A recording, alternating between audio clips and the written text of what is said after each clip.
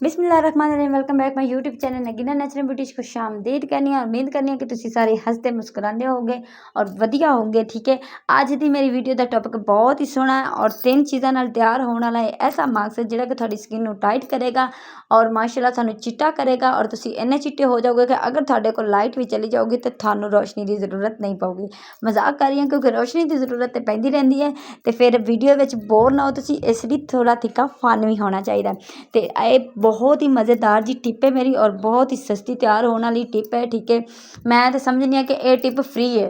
ठीक है ना, ये कोई पैसा नहीं लगूगा क्योंकि घर ये सारिया चीज़ां आदियां ने, तुसीं थोड़ा थोड़ा उन्हें च रख भी लो ना तो कोई फर्क भी नहीं पैंदा और थोड़ी मज़ेदार टिप तैयार हो जाती है। ठीक है, तो चलने आप टिप की तरफ। ठीक है, ये सब तो पहले अपन की चीज़ चाहिए, टमाटर का रस चाहिए। ठीक है, टमाटर का रस तुहानूं पता तुसीं किद्दां निकालना। टमाटर नूं छोटा जिहा सुराख करना, छोटा जिहा सुराख करन तो बाद तुसीं उहनूं निचोड़ के उहदा रस निकाल लेना।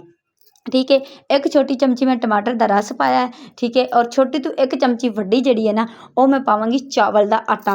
तुहानूं पता है कि चावल कितना ही ज़्यादा साडी स्किन लई बेनीफिट रखता है। ठीक है, और चावल के आटे नाल स्किन टाइट हुंदी है, वाइट हुंदी है। ठीक है, ओपन पोर्स का जिहड़ा मसला है वो भी रफा दफा हो जाता है। ठीक है, और तुसीं इहदे विच एक चम्मच ही चावल का आटा भी पाना तुहाडे सामने है। ठीक है, इनूं भी तुसीं इहदे विच ऐड कर देना है। ठीक है, तो इहदे नाल माशाअल्लाह तुहानूं बहुत ही ज़्यादा अच्छा रिजल्ट मिलेगा। अगर थोड़ी झुर्रियां पै गई ने स्किन ते, ठीक है, लाइनां पै गई ने तो तुसीं ये पेस्ट बनाओ। उस तो बाद तीसरी चीज़ रोज़ वाटर, तुहानूं पता है कि मेरा फेवरेट है तो थोड़े सारे का भी फेवरेट होने वाला ये चीज़ है। ठीक है, रोज़ वाटर तो बगैर तो मेरी कोई रेमडी मैं कहनी ना ही होवे, अल्लाह करे। ठीक है, तीसरी चीज़ तुसीं इहदे विच रोज़ वाटर यानी कि अरके गुलाब नूं पाना है और पा के इनू अच्छी तरीके नाल घोट लेना है।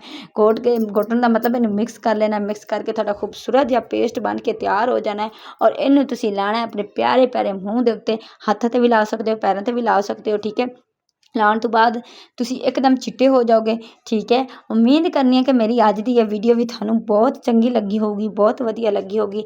इदां दी सोहणियां सोहणियां वीडियो देखने वास्ते चैनल नगीना नेचुरल ब्यूटी नूं सबसक्राइब करना ना भुल्लो तो वीडियो नूं लाइक करना भी तुसीं नहीं भुलना। ठीक है, इस तरह करके तुसीं इहनूं अपने हत्थ के उपर ला लो। ठीक है, पैरों के उपर ला लो या फिर अपने मूँह के उपर ला लो। मिलते हैं अगली वीडियो नूं, तब तक के लिए अल्लाह।